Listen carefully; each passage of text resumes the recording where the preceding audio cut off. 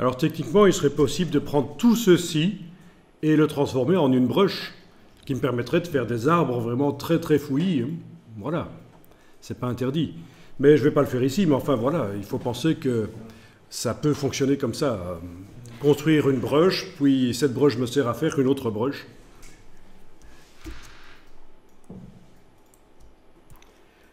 Alors ici, ce que je vais faire, c'est fermer le premier document que j'avais créé. Voilà, je l'enregistre. Et je n'ai gardé qu'un seul document ouvert dans Illustrator. Oui, évidemment, tu as utilisé la boule rouge et tu avais plusieurs onglets, donc ça a tout fermé et ça t'a quand même proposé d'enregistrer. Donc vous avez un seul document ouvert. D'ailleurs, dans le bas du menu fenêtre, ça vous liste tous les documents ouverts, il n'y en a qu'un seul. Parce qu'on va faire, c'est ouvrir une nouvelle fenêtre sur ce même document. Donc vous allez dans le menu fenêtre, tout en haut, vous demandez Nouvelle fenêtre. Ensuite, vous allez demander menu fenêtre, disposition, mosaïque. Ça n'a pas fonctionné parce qu'il faut d'abord demander menu fenêtre, disposition, tout faire flotter dans les fenêtres. Ça va détacher les deux onglets. On peut le faire manuellement aussi, détacher les deux onglets. Vous voyez, vous avez deux fenêtres. Bon, ben ensuite, je recommence. Menu fenêtre, disposition, mosaïque. Et cette fois-ci, ça va marcher puisque j'ai des fenêtres flottantes. Voilà, côte à côte, j'ai le même document. Alors ça, c'est très intéressant de travailler comme ça dans Illustrator. Ça a vraiment plein d'intérêt. Donc avec la main, on peut déplacer l'un et l'autre, évidemment. On peut zoomer différemment sur l'un et l'autre. Ah oui, ce qui m'intéressait, c'était l'arbre qui était à droite. Voilà. Je me recentre sur l'arbre de droite. Le premier, il était un peu foireux. Pas assez de nuances, puisqu'il n'avait été fait qu'avec une seule brush. Bon, ben à quoi ça peut nous servir, ça?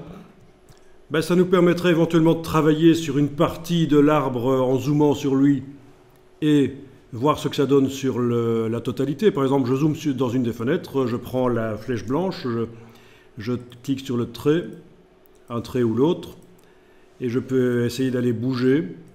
Et dans l'autre fenêtre, je vois ce que ça donne sur la totalité. Vous voyez? Voilà, je peux aller bouger différentes choses, là, voilà, celui-là. On peut même faire en sorte que dans la fenêtre de gauche, les vecteurs ne se voient pas. Vous avez vraiment l'illustration, alors. Bon, comment ça marcherait? Ben, en activant la fenêtre de gauche, on peut demander affichage, masquer le contour de sélection. Affichage, masquer le contour de sélection. Je me demande si je vous avais pas montré le travail en deux fenêtres quand on avait fait la peinture dynamique. Ça vous rappelle rien? Parce que la peinture dynamique... Bon, ben sachez que pour la peinture dynamique, ça peut être intéressant de travailler une fenêtre sans les contours affichés, donc affichage, masquer le contour de sélection. Et dans l'autre fenêtre, outil sélection de peinture dynamique et on sélectionne les différentes formes. Ça permet de voir la couleur correctement dans la fenêtre de gauche, dans ce cas-là. OK. Donc là, si je manipule les formes blanches, avec la flèche blanche, les traits, je vois directement dans la fenêtre de l'autre côté ce que ça donne. Voilà, ça peut être un intérêt.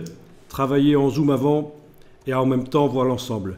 Mais il y a un autre intérêt, c'est que vous pouvez, dans la fenêtre de droite, par exemple, n'afficher que les vecteurs avec affichage tracé. Affichage tracé, je ne vois que les vecteurs et je peux essayer d'aller manipuler. Ça peut être plus facile, voilà.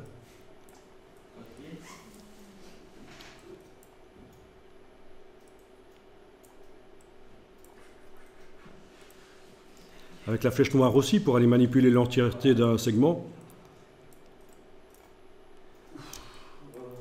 Bon, ça, c'est vraiment une configuration de pro dans Illustrator, quoi, hein.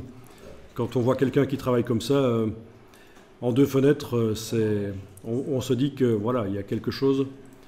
Cette personne sait bosser dans Illustrator.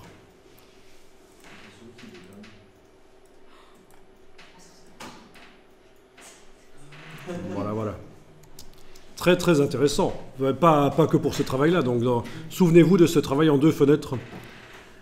D'un côté les vecteurs, de l'autre côté l'illustration affichée en aperçu, ou alors parfois, voilà, d'un côté l'illustration en aperçu et de l'autre côté en aperçu mais sans les contours visibles. Ok, et quand vous fermez une des deux fenêtres, Illustrator ne vous demande pas de sauvegarder puisque le document est toujours ouvert. Là, je viens de fermer la fenêtre de droite, il ne m'a pas demandé. Allez-y, fermez-la et n'oubliez pas que si vous essayez maintenant de travailler sur la fenêtre de gauche, les tracés, vous ne les voyez plus. Quoique là, ils sont quand même revenus. Je vais quand même demander menu affichage, afficher le contour de sélection. En fait, quand on sélectionne un objet, on ne voit pas ses contours. Voilà. D'accord? Avec la flèche noire, dans la fenêtre d'à côté, je ne vois pas les contours. Il ne faut donc pas oublier d'aller réenclencher affichage, afficher le contour de sélection. Et là, ça marche. Quand je sélectionne, je vois les contours.